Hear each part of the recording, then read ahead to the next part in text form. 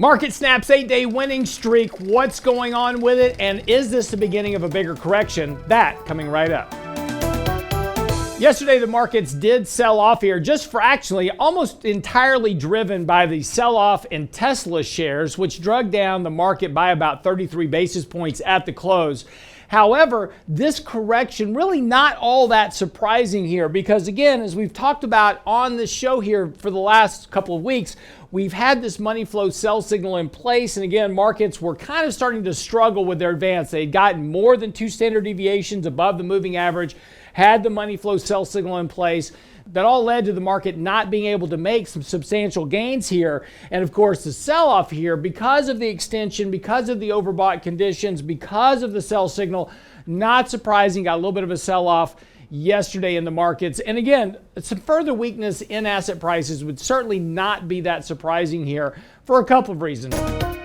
One, we're moving into the Thanksgiving holiday period, which begins mutual fund distributions for the end of the year. So that's going to add some additional selling pressure.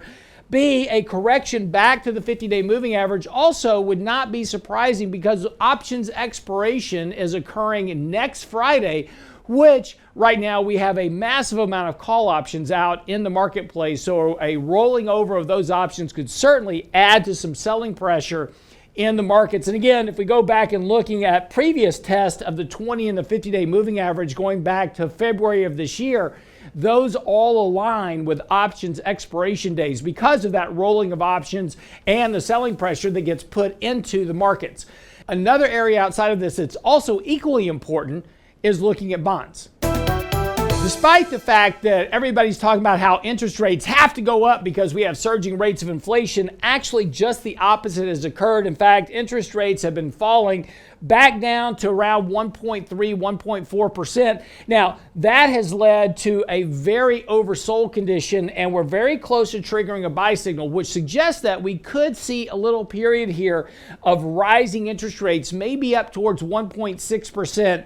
So again, if I'm long bonds here, I may want to look at taking some profits out of my actual bond portfolio here.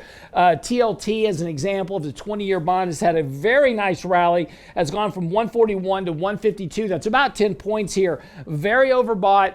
Not yet triggering a sell signal, but very close here. But maybe look at taking some profits out of bonds here short term. Look for a pullback in bonds here as maybe we do see some higher rates of inflation heading into the end of the year. Some more concerns maybe that the Fed might hike rates sooner. That could certainly push interest rates back up towards that 1.6% level and provide a really good buying opportunity to add fixed income back into your portfolio. So a couple of things to be looking at here, in particular, as we head into the end of the year. Make sure and join our Candid Coffee on Saturday. You can register at the website, realinvestmentadvice.com. We're going to be talking about our 2022 outlook with Richard Rosso and Danny Ratliff. That's Saturday morning, 8 o'clock. It's online. It's our Candid Coffee event this Saturday. Register at the website, realinvestmentadvice.com. Hope to see you there.